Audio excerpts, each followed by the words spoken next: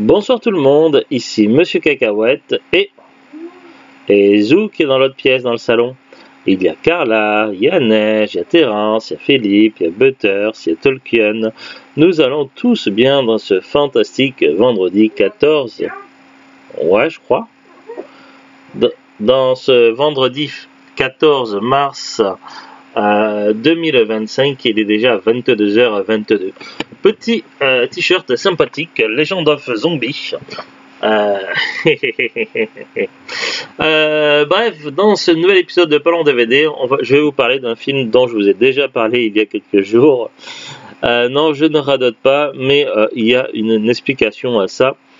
Il n'y a pas si longtemps que ça, dans un monde lointain, dans une galaxie lointaine, très lointaine, qui est tout simplement la nôtre de galaxie, puisque je vis sur Terre tout comme vous, ce qui est assez logique en soi.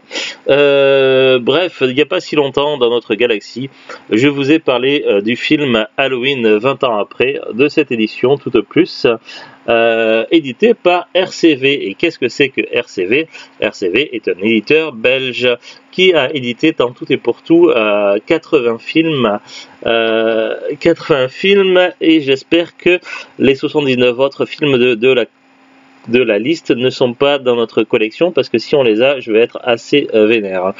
Du coup, il va falloir que j'imprime cette liste et que je vérifie tous nos DVD qui peuvent avoir été potentiellement édités par eux pour que je les dégage et que je les rachète en édition française. Pourquoi? Tout simplement parce que si vous avez vu mon précédent Parlons DVD, j'ai pas mal critiqué la qualité de l'édition DVD belge de Halloween 20 ans après. Bon, le film en soi, le film Halloween 20 ans après, n'est pas le film référence dans la série Halloween, c'est clairement pas le meilleur. Après, est-ce que c'est le plus mauvais? J'en sais rien, j'ai pas encore vu tous les films Halloween. Mais disons... Il n'est pas mauvais en soi, il est juste moyen, juste correct, mais disons que de base, bon, le film est pas forcément ouf, mais en plus, oui, bah, moi aussi j'ai un bon coup de cœur pour le 6 quand même si le 1 et le 2 sont cultes évidemment, mais le 6 a quand même les révélations. Ouais, mais toujours est-il que l'édition belge ne faisait pas honneur à une telle saga que Halloween, et c'était vraiment un massacre. Parmi les défauts qui m'ont le plus peiné dans cette édition belge, c'était notamment le fait qu'il n'y ait pas de menu, pas de bonus, pas de choix des langues, français ou rien du tout. Et surtout la qualité de l'image ainsi que le découpage de l'image qui était découpé à la fois coupé sur les côtés et coupé en haut et en bas, ce qui fait qu'on avait des bandes noires de partout, on avait l'impression que c'était filmé vraiment de loin et je sais pas, mais globalement dans l'ensemble c'était très médiocre. Et vraiment clairement en dessous de ce que l'on peut attendre d'une édition DVD classique. Même édition de base toute simple sans qu'elle soit collector normalement pouvait faire largement mieux. Et finalement j'ai tellement été déçu que ça m'avait gâché l'expérience du film. Alors qu'est-ce que j'ai fait? Eh bien évidemment j'ai racheté le film Halloween 20 ans après, mais neuf et dans l'édition française cette fois-ci. Donc voici, ça c'était le Halloween belge 20 ans après de chez RCV. Et voici le Halloween français, toujours 20 ans après, mais édité par TF1 Vidéo. Donc déjà on voit que la jaquette est quelque peu différente. Alors on va lire le synopsis tout de suite. Alors ce DVD contient le film en version française, le film en version originale sous-titrée, le chapitrage, les bandes annonces gore de TF1 Vidéo, les plus extravagants masques d'Halloween, la légende d'Halloween. Vous pouvez toujours vous cacher, vous ne pourrez pas y échapper. Laurie Strode tente difficilement d'oublier le passé sous les traits de Carrie Tate, directrice de collège, dans une petite ville de Californie. Comme tous les ans, la vie bat son plein en ce jour d'Halloween. Tous les étudiants sont prêts à fêter comme il se doit cette journée, pas comme les autres. Mais pour Laurie, son fils et quelques proches, la plaisanterie tourne à nouveau au cauchemar.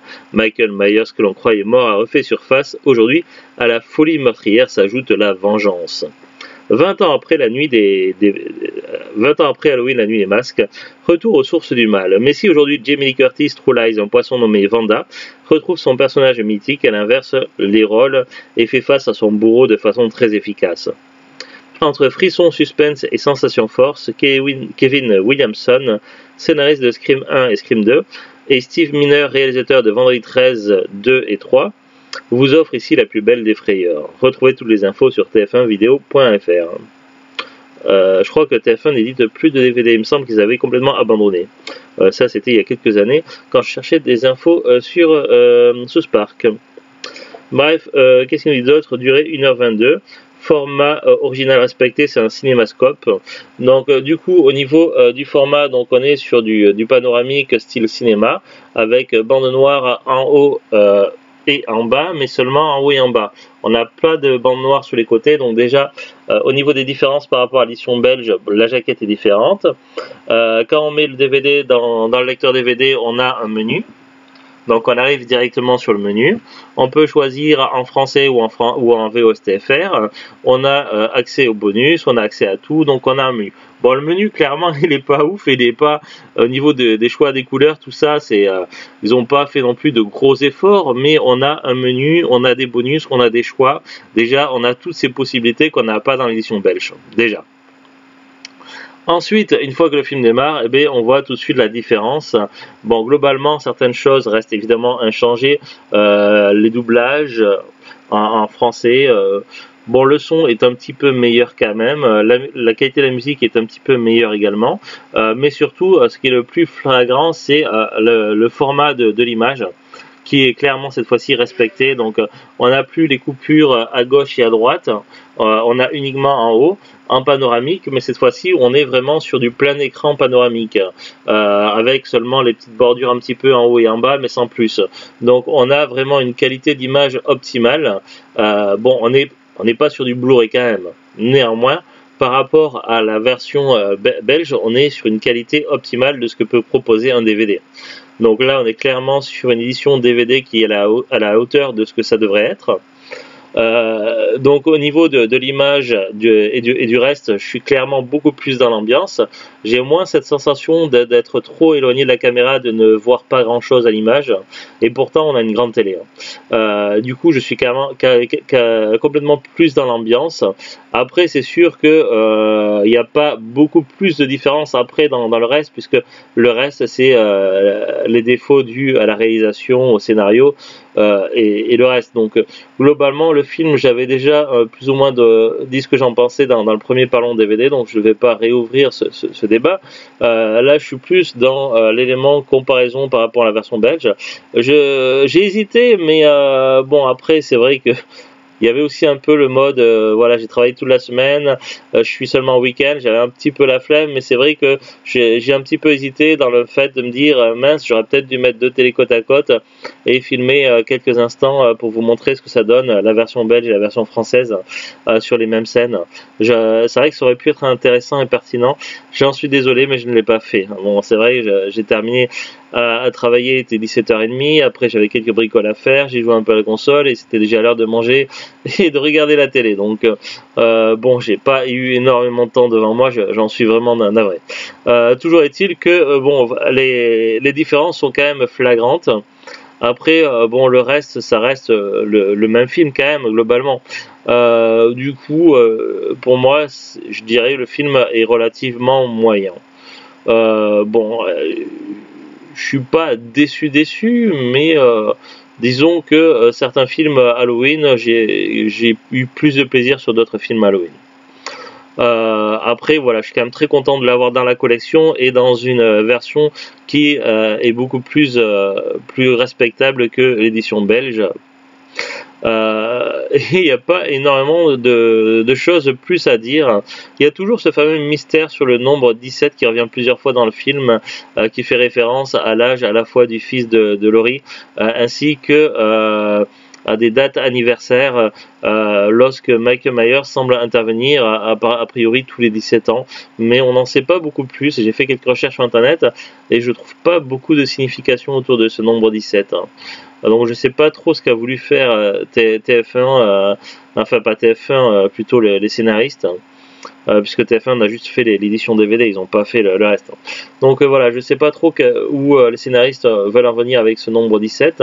Et d'ailleurs, le fait que Michael Myers perd la tête littéralement à la fin du film, comment peut-il faire une suite directe qui s'appelle Halloween Résurrection si Michael Myers n'a plus de tête, à moins qu'il se recolle la tête avec un tube de colle, je sais pas. ça me paraît un peu étrange. Parce que oui, il y a plusieurs trames scénaristiques. Il y a la trame scénaristique de Halloween 1, 2, 4, 5 et 6. Il y a le Halloween 3 qui a sa propre trame où il est complètement isolé du reste et n'a aucun rapport avec Michael Myers.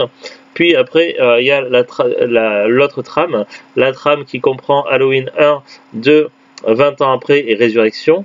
Mais je comprends pas bien cette trame, même si c'est celle qu'on est en train de regarder. Et puis après, il y a encore deux autres trames scénaristiques au niveau des Halloween. Donc voilà, c'est un peu compliqué de s'y retrouver. Bref, je sais pas trop quoi en penser de ce Halloween 20 ans après. Il y a des choses intéressantes, d'autres beaucoup moins. Et je trouve le film, globalement, il manque de beaucoup de choses. Il manque de contenu, il manque de scènes cultes. Je sais pas, il est un peu fade malheureusement par rapport à ce que pourrait proposer un Halloween. Je vous montre quand même comment c'est à l'intérieur du coup. Ça se présente comme ceci. Bon, vous voyez. Il n'y avait pas de flyer publicitaire ou quoi comme ça le faisait parfois avec les anciennes éditions de TF1. Donc je sais pas. On va aller rapidement sur la fiche Wikipédia de Halloween 20 ans après ou Halloween H20 20 ans plus tard au Québec.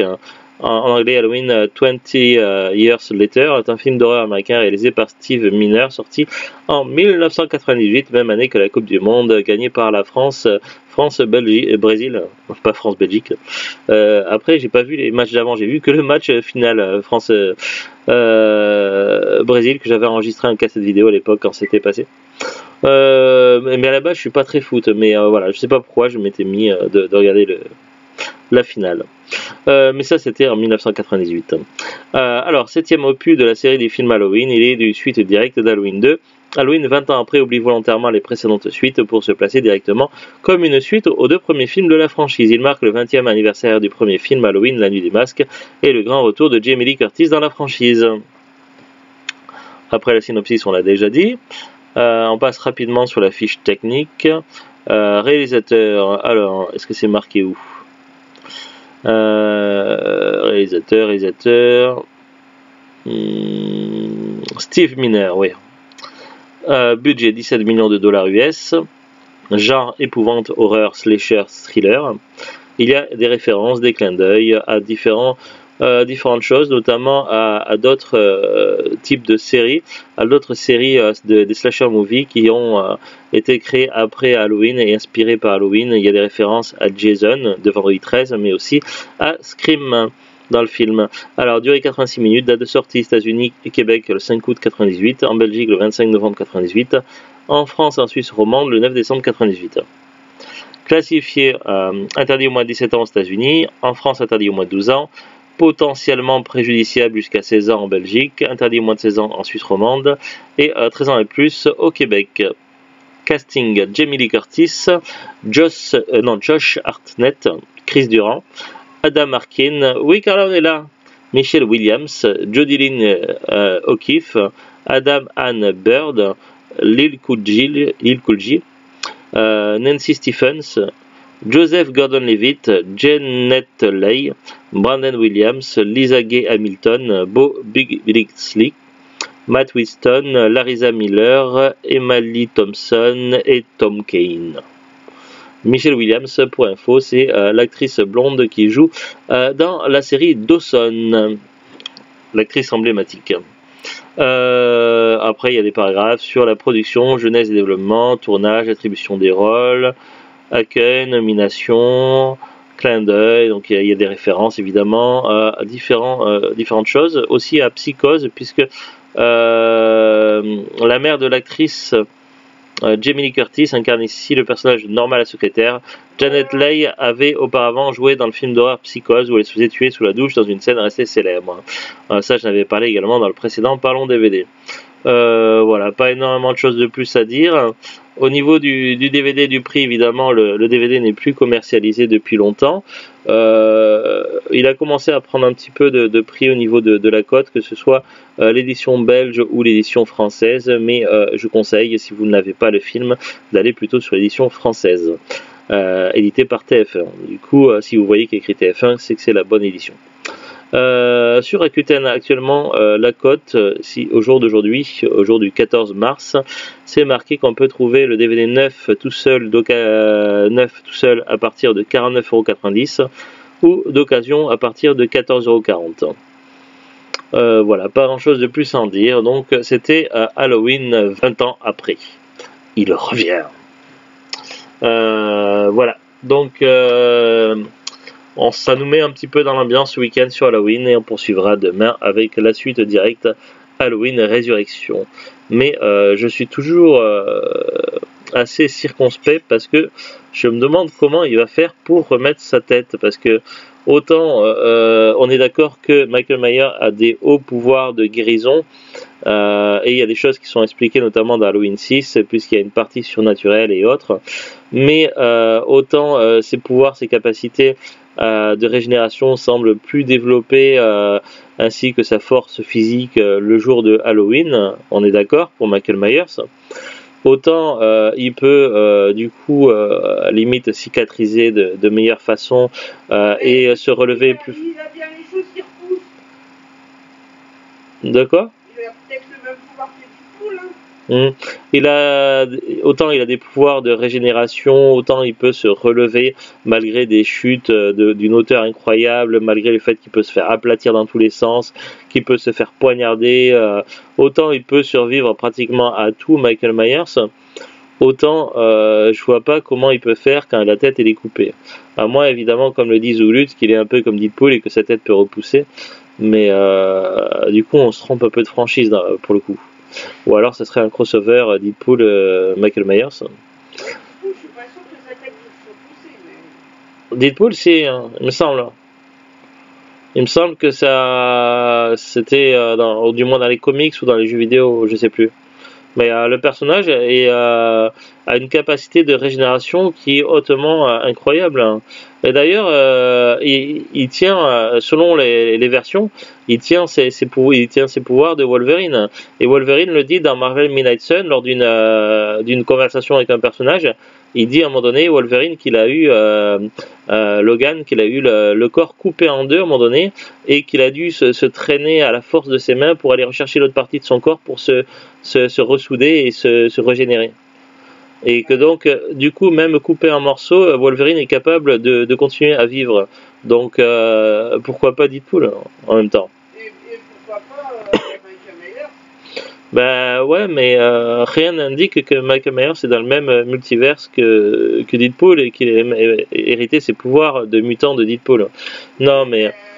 Voilà, dans plusieurs films, on a déjà vu ça. Ouais, non, mais bon, là, si on prend vraiment la première trame scénaristique de Halloween, tout est expliqué dans Halloween 6, et c'est plutôt de la sorcellerie du surnaturel. Là, pour l'instant, on n'en sait pas énormément trop ce qui se passe au niveau de Michael Myers dans la deuxième trame. On sait que c'est la suite du 2, mais dans le 1 et le 2, qui se passe la même nuit, il massacre des gens, mais on n'en sait pas plus. Dans Halloween Résurrection, on sait qu'il arrive 20 ans après, pour toujours assassiner des gens, mais on sait toujours rien de plus. Et du coup, j'ai bien peur que dans le film qu'on verra demain, on n'en saura toujours pas plus, puisque demain on va voir Résurrection et je crois qu'il va aller massacrer des gens, mais on sait pas non plus pourquoi. Donc voilà, c'est pas grave. Allez, à très bientôt tout le monde, bon week-end, profitez bien, prenez soin de vous. Et happy Halloween, même si on n'est pas en octobre. Allez, salut. Au revoir. Non.